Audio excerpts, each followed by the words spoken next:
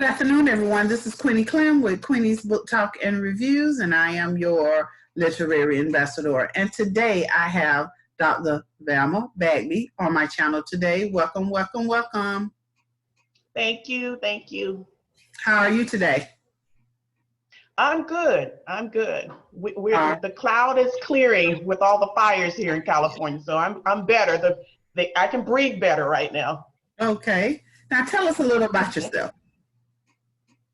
Well, my name is Dr. Velma Bagby. I am a first-time author 2 years ago, writing my very first book about that had a relationship focus. It was about conversations that I had with my own daughters, and it was my daughters who encouraged me to write that first book because they felt like other young women of their age category could use the information. So I began that way. Didn't realize that I was on my way to creating a writing career because I've written all my life. I retired in 2012 as a deputy administrator for the state of California. So I was always writing and developing programs, developing training for managers. So writing and creativity has always been a part of me. It was just finding my voice in that very first book to discover who I was as a writer. And outside of my job and outside of my church and ministry and Bible study and Sunday school. So it was the beginning of my discovering really my voice and what I have to say in the writing, in the genre I've been assigned to write. So that's my story, my first book in 2018. I've been married 46 years to my high school sweetheart, and I write about that too. And have 2 daughters, both RNs, and 3 grandchildren, and my guard dog, Gracie, the German Shepherd. That's my life. All right. Can you tell us about your new book, A Place Called Down? A Place Called Down, Why Christians Suffer, came about when I suffered. Most of the story is about going through suffering pretty much all of 2019. Not the first time I've gone through something, but it was the one that God felt I needed to talk about. And so as I entered 2020, the beginning of the year, I said, okay, God, if this is who you call me to be, then you help me know what exactly is your priority for me this year. And I literally had a list of books God had given me. And I didn't have a title for this book, but he told me to keep writing on this one, tell your story, write about this. So I started writing about A Place Called Down without knowing the title. I thought it was going to be a year in review, all of that. I didn't realize it was going to be a fiction book either at the time. So I started writing thoughts, etc., kept writing, I set a goal, a writing goal for all the things he said I was going to be writing this year. So I made sure 3 days a week, Tuesday, Wednesday, Thursdays, at a minimum, I was writing 600 words each day. I said, at a minimum, that would be my goal. If I had more time to write, then I wrote more. By the time we hit the pandemic, I was just finishing up this book. And I realized why I had to do this one first, because then I had to include when the world went down with the coronavirus. I had to include the knee on the neck, when racism came to the forefront again. All of those are places of down experiences and places of suffering that we all are very familiar with as African Americans anyway.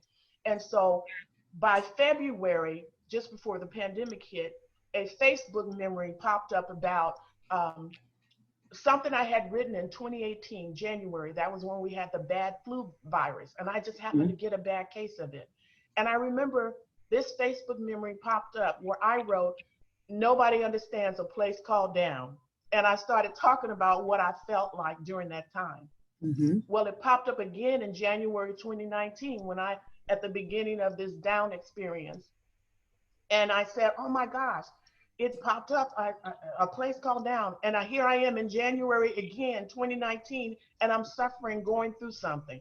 So I reposted it, not realizing it was going to pop up again in February 2020. And when I read the title of my post, I knew that was the title of this book, A Place Called Down. And I just added, through a marketing help that I received, added Why Christians Suffer. Okay. So that's how it came to be. What did you learn when writing this book? What I learned is that I made a list in the book of things that we can go through as Christians, the kind of suffering we can experience. It was a short list because there's a whole lot of other things we can go through.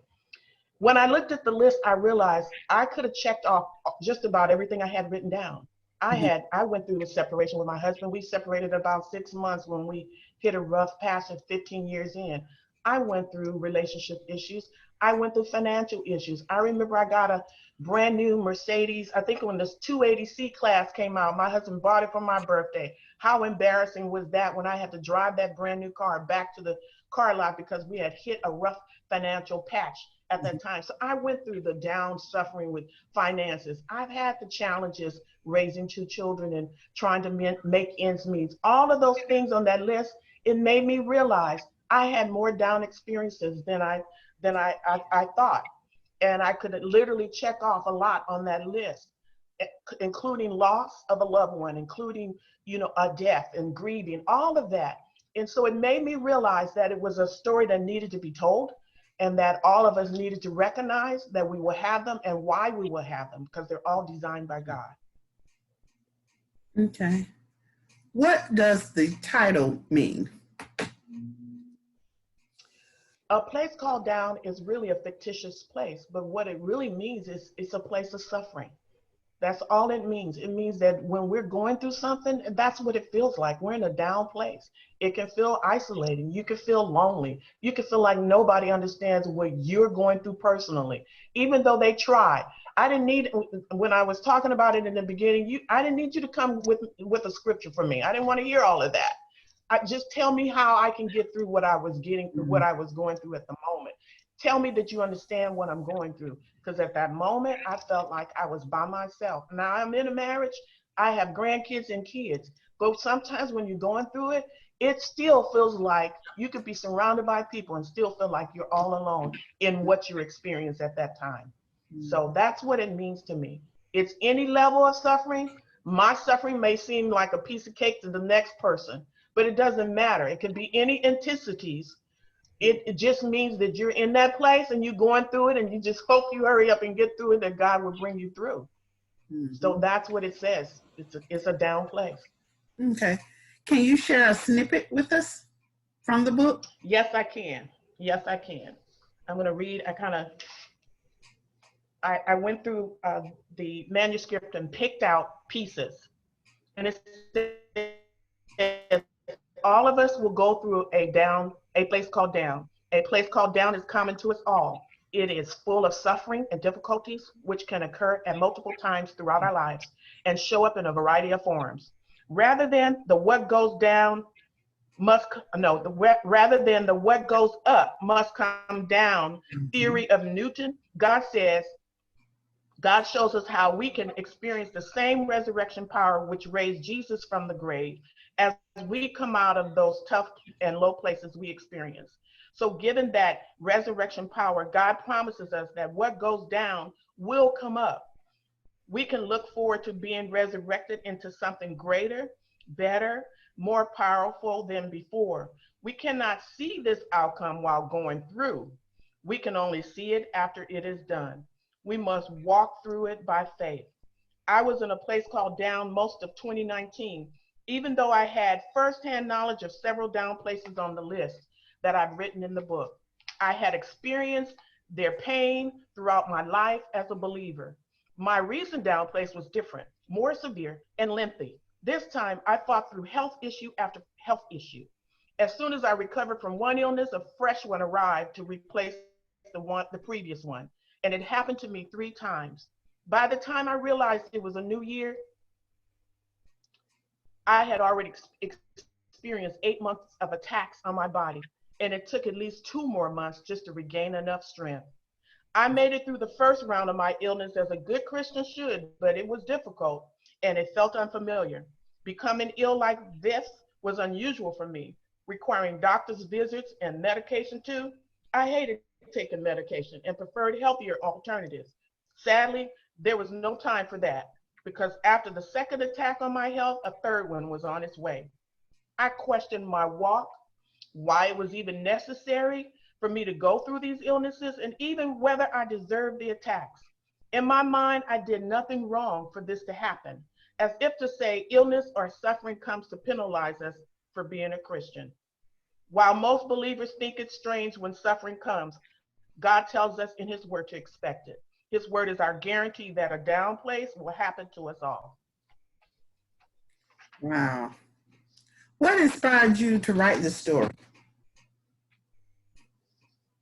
Believe me, it was not my intent to tell all about that experience. Mm-hmm. It was when I came into January after all of my 2019 experience, I decided that since this was what God had called me to do, to write, I wanted him to give me direction. And my prayer was that Proverbs 3:6. Okay, God, I'm going to acknowledge you and you will direct my path. So what is it I'm writing this year? And this is the story God told me to write. Now, my focus has always been relationship focused writing. Mm-hmm. That's where I'm at home. That's where my expertise is. This was different for me. Everybody used to ask me, will I ever write fiction? I said, I don't know. Well, here you go. God said, write this and keep writing. I just remember getting up from time to time each day saying, okay, God, what am I doing today? Keep writing on that book. Keep writing on that book. Mm-hmm. And I didn't realize why there was such a press, because from January to March, we were in March being quarantined. And so I understood why I was being pressured to get this book finished, to get the portion about 2019 done, because I would have to tap into what was going on in the world as well, that the world was going through a place called down as of March. And then on the tail end of that, I had to tap into the other pandemic of racism. So all of this was related to going through suffering and a place called down. So I understood the push to get this one done first. I thought I was going to be writing about if the fish ain't biting, it's time to change the bait. I was so excited about that because that's relationship focused. Mm-hmm. But God said, no, this is the one. And the timing of it was so perfect, because whether it's the world's experience that we're all experiencing or our own personal down places, we all have them. Okay. What do you hope readers take from this book? What I'm hoping they take from this book is a sense of inspiration and encouragement. This is people going through it, despite the corona and all the other stuff. It's people going through their own personal challenges and issues. And so my hope is that they find inspiration through it. They find encouragement through it.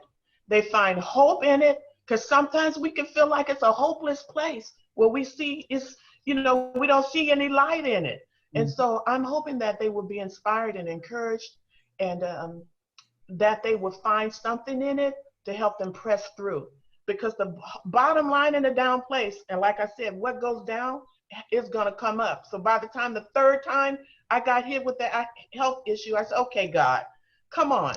All right, I have to refocus my attention now. If you're going to take me down here, I had to do a Jacob who wrestled with the angel. And I had to say, if I'm going down, God, I'm coming up with something from this experience. And that's what we want to hold on to. It's something grand and great and better that God is going to give us once we get through it. Mm-hmm. What inspired you to start writing? It was my daughters. My daughters, when we were having those conversations about relationships and men and intentional dating as God designs it, I was just talking to them about the importance of dating intentionally. If he's not marriage material, stop dating him. Move on.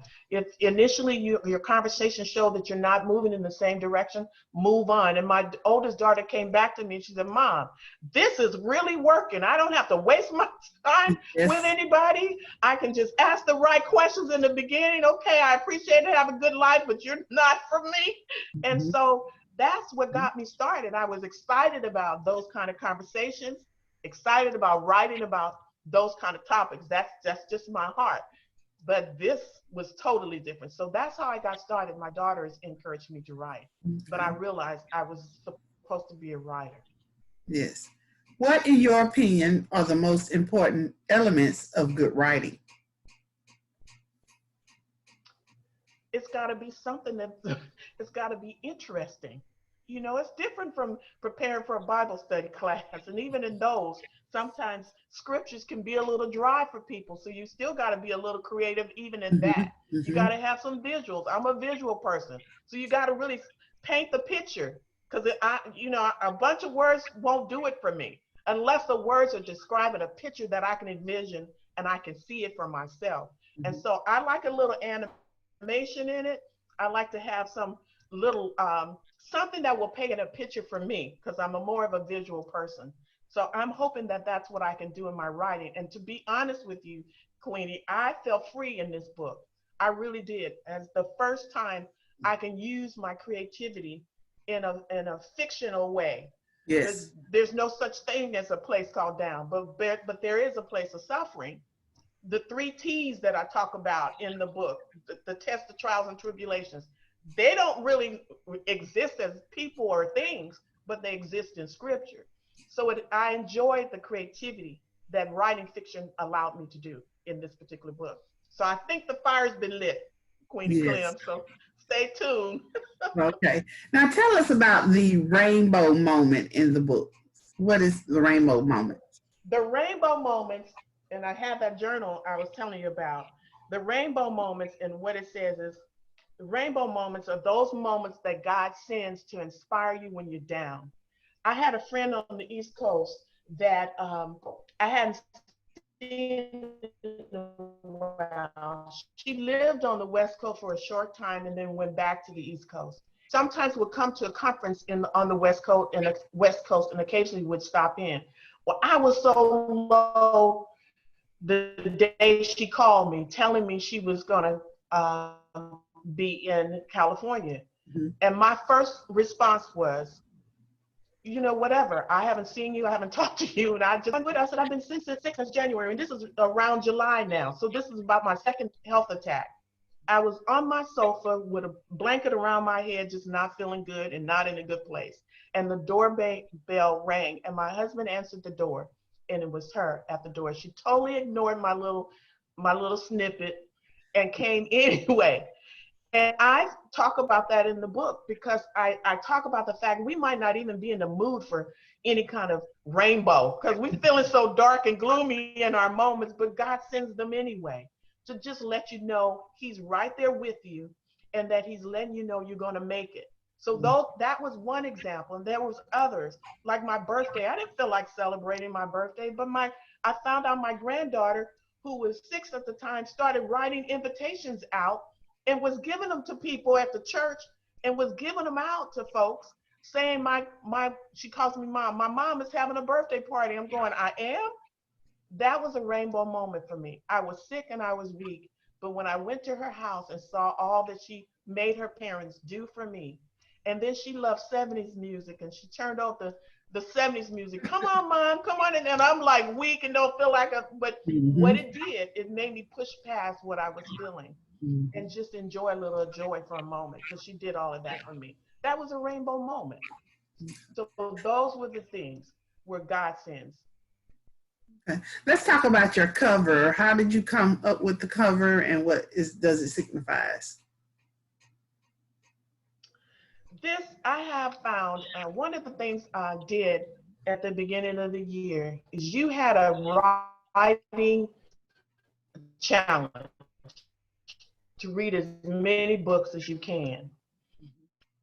It just so happens in that moment, when I realized God wanted me to do more, I started reading all these books. That's why I had so many books I'd read. That was my goal. Between writing, I was reading as many books as I could. One of the things I read in a book about establishing your business from Vanessa Miller, and it talked about how to make a 6-figure salary. But in there, it walked you through things you needed to do.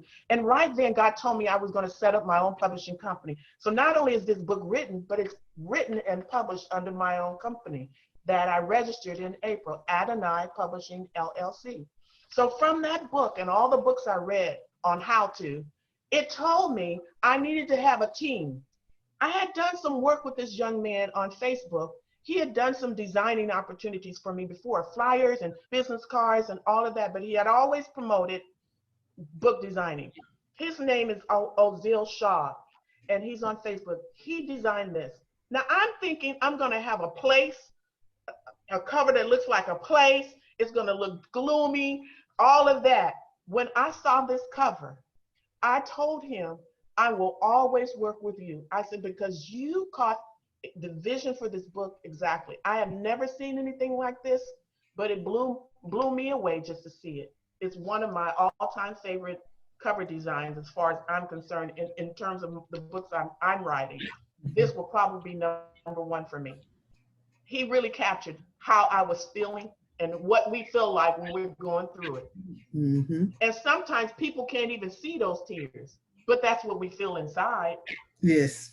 So that's how it came to be. It was the designer that came up with that. Oh, okay. What is the most difficult part about writing books? I think for me, the difficult part has been the time. And that was one of the things I learned from the book that I told you I got, and how to make six figures. If I'm going to be a serious writer, I Mm-hmm. needed to really get myself in that place, including what you see now. I had to get a desk. I didn't have a desk at that. So if I'm going to be official, let me get myself an official place. So I moved my stuff from upstairs to downstairs. So I cleared out my dining room. This was my dining room, so that this would become my workspace. Mm-hmm. And so from there, I knew that there were other things that I needed to do and I needed to put in place. So it was from trial and error. It was a lonely journey in the beginning as a new writer. When I went to the CBLR in 2019, it was just wonderful to be able to meet other writers who were being successful. I got a chance to meet you in person. Another person that bought a book from me, she was there. I think her name is Shannon Harper. And so all of those things helped me to kind of center myself and make some serious goals in terms of what I needed to do as a writer. The hardest part was doing that, organizing, getting your team together. I met an editor, became real good friends, couple of women that we still talk to each other. We call each other Kingdom Sisters. Is now my editor. She actually edited my book. So just pulling together that team that the book suggests. And Mr. Ozil Shaw, he has a business called Perfect Designs, the one that designed my cover. He designs everything for me now. He designed my press release. He designed my notification that I emailed out to everyone about the book launch, all of that. So now I just have one person to go to. Mm-hmm. So I think that was the biggest part of the journey. In the beginning, it seemed a little lonely until you actually start making those connections and developing resources and people who are right there ready to help. That, I think, is the best part. Writing is the easy part.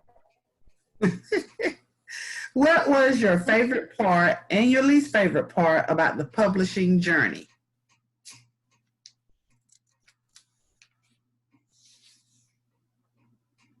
Publisher, my least favorite part was arguing with them in terms of what I felt my book was saying.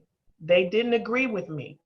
They wanted to call it a marriage book. I said, no, it is not a marriage book. It is a call to action for single women who need to get themselves ready, some of the tips they need to put in place. So that was my biggest hurdle with them, is arguing about how I wanted the book promoted. So that was a lesson learned.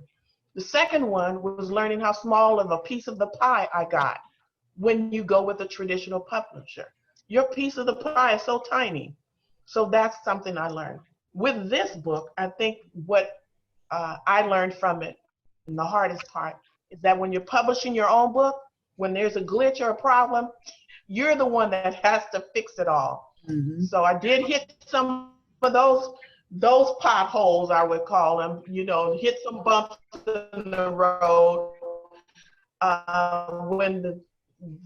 when the cover wasn't quite the right size, and so they were rejecting it, or they got something wrong that I entered, and I had to contact them to fix it.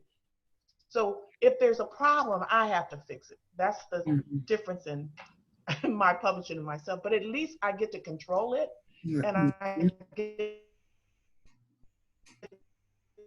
the biggest piece of the pie when I'm doing it myself. Okay.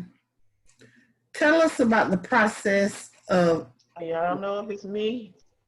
There you go. Okay. What were your key challenges that you faced when I'm writing sorry. the book? Can you hear me? This particular, now I can. This particular book? Yes. Okay. The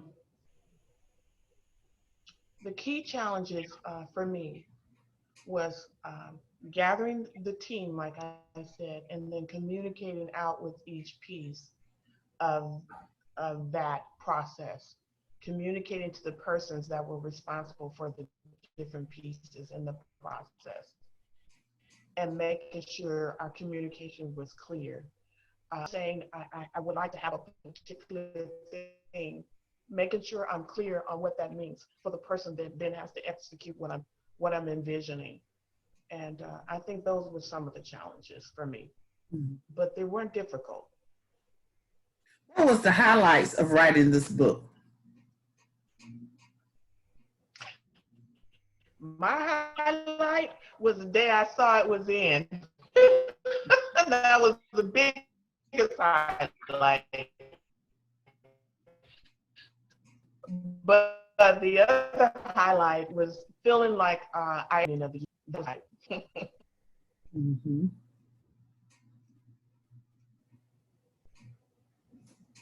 Something happened. Yes.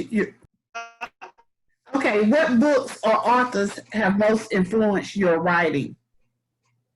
I can hear.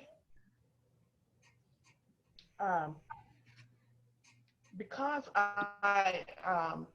I was in ministry for a long time, whether it was Bible study or Sunday school, I was always reading other Christian authors. And I was at home. One of my favorite all-time authors was at the time and still is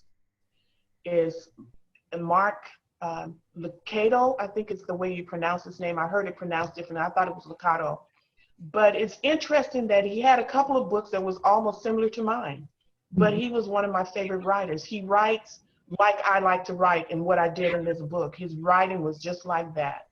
So I think he was one of my favorites at the time. I am just now dipping my toe in the fiction bucket after going to the CBLR and getting to know many of the other authors and reading some of that material, their books. So I've been ordering their books as well. So I'm just now getting into that. But where I have always been at home was books like Mark Lucado, or books that are related to the work that I was doing at the time, which is pretty much ministry. So I was at home in those kind of books. But he was the first one that I read that was more fictional, Christian fiction. And we freeze again? Yes, but well, go ahead. I can hear you.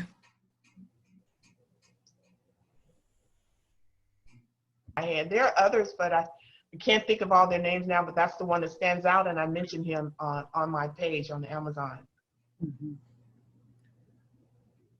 What do you like to do when you're not writing?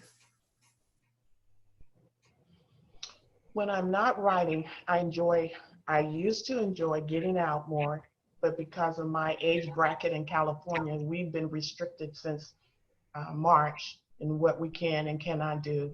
I'm just glad it lifted up enough that I can visit my family, my grandkids, all of those, because initially we couldn't even do that. So that was hard for me because my new grandbaby was fairly new.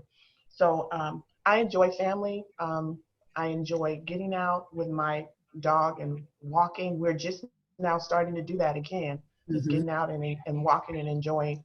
So anything other than writing. Sometimes I choose that time to just study, not write at all. I'm looking for learning as much as I can. So I'm continuing to do that. It might be a class I might take. I've taken a couple of classes already. And I also worked on getting my certifications this year. So I was in class, I was reading, but not writing. So sometimes I'll pull away and just do that. I remember at one point with this manuscript, I set it down for a minute and it's called Allowing Your Manuscript to Breathe. Sometimes you just have to step away for a minute, and during that time, I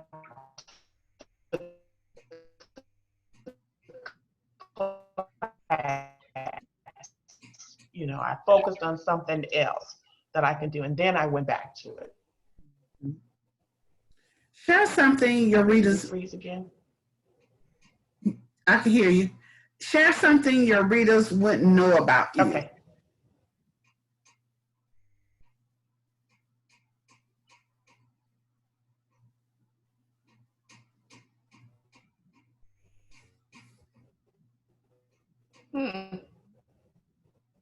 This is kind of a truth or dare, huh? I don't know, that might be interesting. Let's see. I'm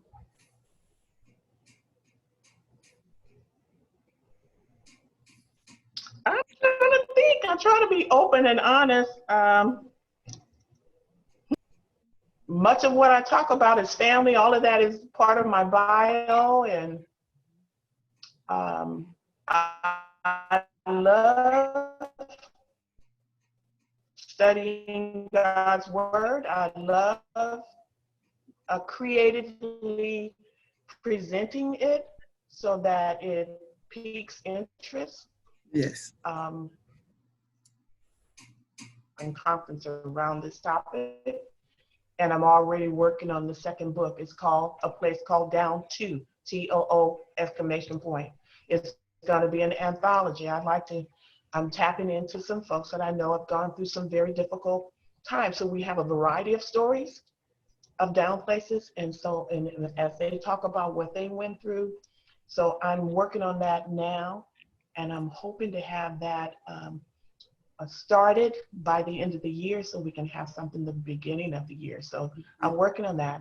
I'm going to tie in the conference to my relationship focused genre, because a place called down could also be your place of waiting. You wondering why everybody else is single and waiting for that right. Mr. We'll be doing conversations around that. I'm going to do 3 sessions, and then the last session will be a private groups session for those who want to pay to do that. But the first 3 will be free, where we'll be just talking about it.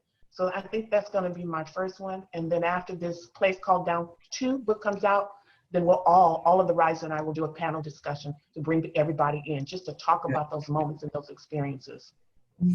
So that's what I'm working on right now. Okay.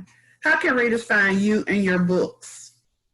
Well, they can go to www.drvelma.com. Part of my journey this year was a revamp of my entire web page. So I have all of that on there. Additional contact information is on my web page, my mailing address, my email, all of that is there, including my phone number for those who want to contact me. And because I've just recently established my Adonai publishing company, I'm available for those who are looking to write their first book, but I'm not promoting that, and I'm not promoting packages. That was part of the problem I had in the beginning. I would talk to people trying to learn about the industry, and it was almost like, go to my page, and you go to the page and it's $5,000 just to ask one question. So my focus is to help to point the person in the right direction. I won't have packages. I will have ideas of what you need to do. I would give you a range of what your cost might be in terms of you paying for the action, not paying for me. And so that I felt like that's what I wished I had when I started in the beginning. So that's going to be the format for the Adonai company, is to, you want to talk about your to help other writers and help point them in the direction, kind of be that. Okay, do you want to talk about your 2 journals also? Yes. So part of the Place Called Down, these journals are available on my website, by the way. It's the memory journal, and the memory journal is for a person to write down their down experiences so that you can record, and while you're recording, you might discover kind of God's purpose and meaning by allowing you to go through it. So this is the memory journal, and then the rainbow moments is just that. to document and record those moments when God just lets you know you weren't in it by yourself, and so that you can capture that, because it's an encourager. So you have this as your testimony, the memory journal to go back and look at how God has brought you through something, but then you also have those special moments of how God just sent what you needed at the right moment, at the right time, the right encouragement, and that's the rainbow moment. It kind of reminds me of the rainbow in scripture, where God just said, whenever we see it after the rain, we're reminded that he promised never to flood the earth again. So rainbow moments when we're going through it, and God is with you every step of the way. Though both journals are $8 and they're available on my website. I also have a PDF of scriptures that I took the list that I used in the book of kinds of suffering, kinds of down places that we go through. And then I added scriptures under each of those topics and pulled it together as a PDF. For those who purchase the journals, they'll get that for free, just so that you have a hope when you need it now, when you just need to go to a scripture right now. You don't want to dig, you don't want to look for it. There it is under your subject. It's right there and it's available to you. So that the people who order both will receive that as a gift. Okay. Is there anything else you would like to add before we close? I think we covered pretty much everything. I just want to tell you, I appreciate you inviting me on again. I'm very grateful for the time that you give me to come on and interview my book. And you were one of the ones that asked me, will you do fiction? Yes, And yes. the answer is yes, and more to come. Thank you. Thank you. Thank you for coming in today. I really appreciate it. I appreciate you too. All right. This is Queenie Clem with Queenie's Book Talk and Reviews. Happy reading. Bye, y'all. Bye-bye.